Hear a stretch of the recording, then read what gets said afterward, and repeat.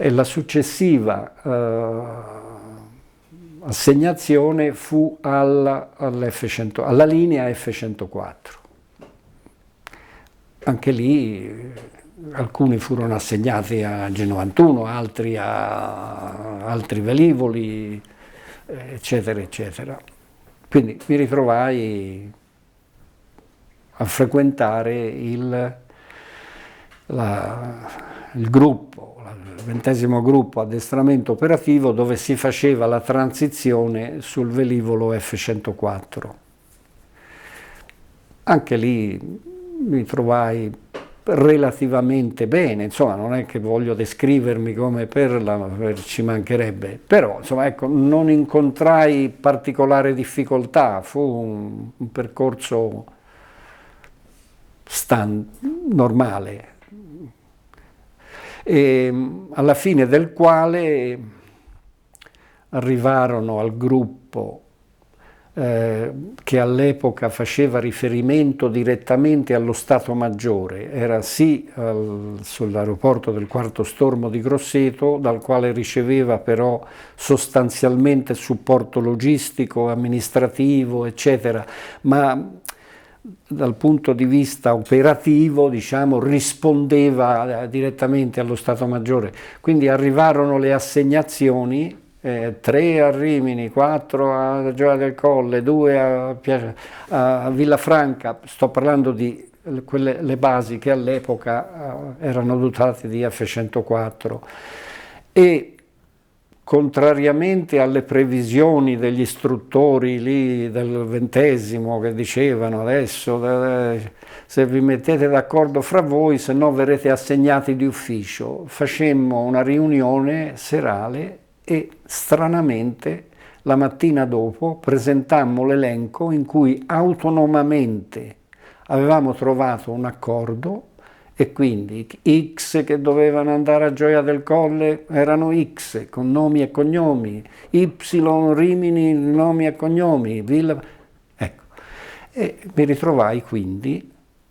alla fine del 72, inoltrato 72, verso la fine del 72, assegnato al 102° gruppo del V Stormo di Rimini, dove iniziò la mia, come dire, fase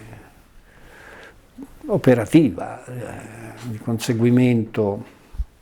della combat readiness, quindi la capacità di impiegare in tutte le condizioni e con competenza il mezzo, il sistema d'arma, che non era più solo il volo, perché il pilota militare non è che deve volare, deve volare per compiere una missione, quindi è un sistema d'arma che deve impiegare. E anche lì mi trovai un po' fortunato, perché la fortuna ha giocato a mio favore in diverse occasioni nella mia vita professionale. La fortuna fu che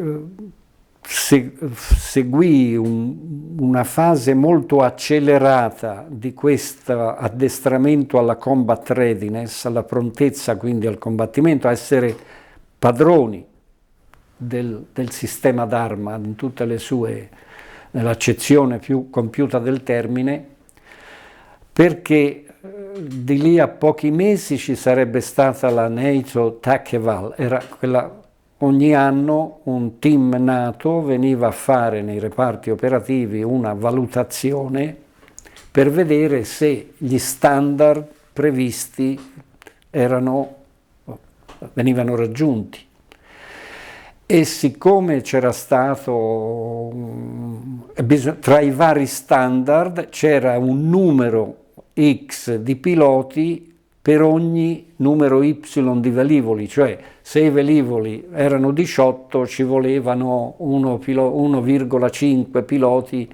per dire, faccio un esempio più semplice, se 10 sono gli aerei ci vogliono 15, supponiamo, piloti pronti al combattimento, perché non è uno solo, anzi 2 teoricamente, ma non meno, mi pare di ricordare, non meno di 1,5. E siccome questo numero non c'era, mancava uno, doveva essere in pochi mesi accelerato l'iter di formazione che normalmente avrebbe richiesto, dico, 6 mesi, 8 mesi, forse di più. Ecco, quindi dovetti correre. E mi ricordo che, siccome il tempo in Romagna, almeno all'epoca, c'erano le nebbie e spesso non si poteva volare, fui spostato con gli istruttori del gruppo, qualificati, i capitani, i maggiori, che sono esperti e che insegnano ai giovani sottotenenti, a Grosseto. Quindi ho fatto, diciamo, la Combat 3, tutte le missioni previste per raggiungere questo standard a Grosseto, che grazie a un microclima straordinario consentiva di volare 2 volte al giorno, tutti i giorni, quindi ho fatto quel corso accelerato, diciamo, e quindi bene. E poi rientrato a Rimini, ho fatto i percorsi normali, è arrivato poi qualche incarico interno, poi il comando di squadriglia da capitano, poi eccetera eccetera, fino ad arrivare al 1978, quindi 77, mi correggo, 5 anni, quando fui inviato insieme ad altri compagni di corso in Accademia Aeronautica come ufficiale di inquadramento, dove per 1 anno e mezzo, 1 anno accademico, si è assegnati a fare lo staff di comando di un corso dell'Accademia che ha un comandante, che all'epoca era il tenente colonnello Leonardo Tricarico, futuro capo di Stato Maggiore dell'Aeronautica, nonché carissimo amico, del quale io ero in qualche modo il vice, e con altri colleghi facevo parte, ripeto, del team di questo comando, di questo corso dell'Accademia. In Accademia c'è un corso che ha il suo comando, un altro, il corso fummo assegnati noi al primo anno, quindi 1 anno e mezzo circa, un po' meno, 15 mesi. Dopodiché fui inviato al 20° gruppo addestramento operativo di Grosseto per rientrare, fatta questa pausa di 1 anno di non volo o di volo secondo uno schema 6 ore semestrali, cioè è inutile indulgere in aspetti meramente formali, insomma non è che con 6 ore in 6 mesi si può rimanere allenati su velivoli complessi come già erano all'epoca, figuriamoci ora. Insomma, quindi 20° gruppo addestramento operativo di Grosseto, dove mi sono trovato, ambientato benissimo, tutti colleghi molto abili, francamente aveva la fama, a mio avviso, meritata di avere, come certamente sarà oggi, continuerà ad essere anche ora, magari più ancora di allora, aveva la fama di poter avere i piloti più abili, più addestrati, più ginnasticati all'impiego dell'F-104. Va anche detto che al 20° gruppo l'F-104, velivolo meraviglioso e affascinante, ne potremo parlare un po' più avanti facendo dei paragoni col Tornado, che è stato il successivo, quindi ho fatto un sufficiente numero di ore di volo su entrambi per poter esprimere almeno il mio giudizio in maniera abbastanza così vissuta, in maniera constatata. È un velivolo affascinante, un velivolo con delle prestazioni straordinarie, ovviamente non si può avere tutto, quindi aveva una superficie alare molto ridotta che gli dava delle performance straordinarie in termini di velocità, di accelerazione, di rapidità di reazione, il motore potentissimo su un peso relativamente leggero. Il fatto che al 20° gruppo lo si usasse per la transizione sul velivolo, quindi libero da tutti gli orpelli, i carichi, cosiddetto il carico utile, il velivolo a reparto, è usato non per andare in volo a divertirsi, fine a se stesso il volo, ma per portare munizionamento, serbatoi aggiuntivi di carburante. Quindi il velivolo è vestito, diciamo, è un albero di Natale con tutte le cose. È un sistema d'arma, l'ho detto prima, un sistema d'arma, cioè il volo, è il velivolo, il pilota addestrato e il carico utile, tra carburante, munizionamento di caduta, bombe, missili, razzi, armamento aria-suolo, aria-aria. Ecco, quindi al 20° gruppo lo si usa svestito, e quindi se ne può sfruttare in tutto il suo cosiddetto envelope, cioè nel suo ambito di prestazioni. Se posso fare un paragone stupido, è come una macchina di Formula 1 che parte con un carico di carburante e ha delle prestazioni. Quando poi si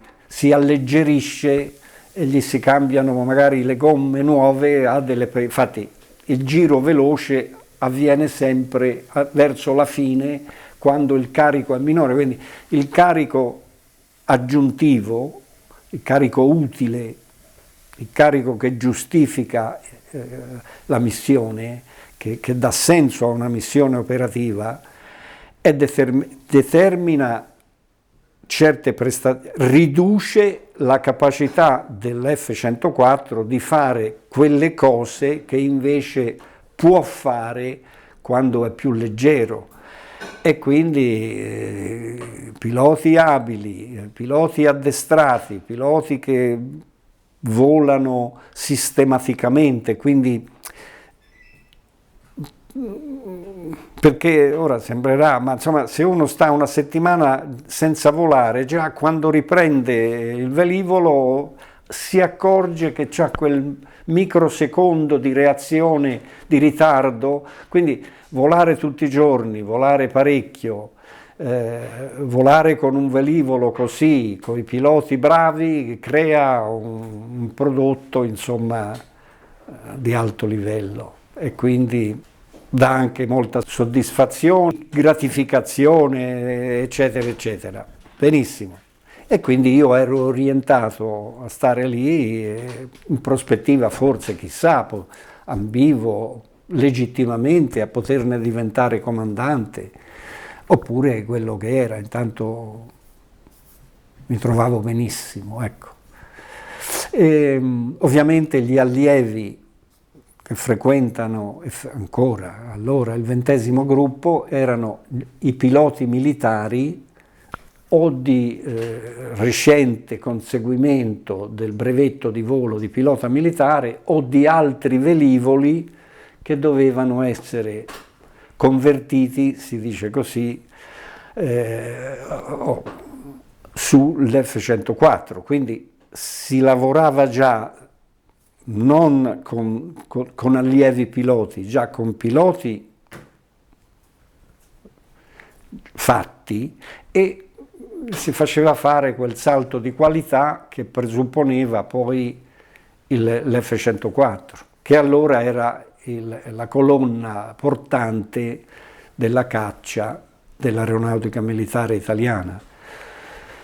negli anni, fino agli anni 90, certamente 80.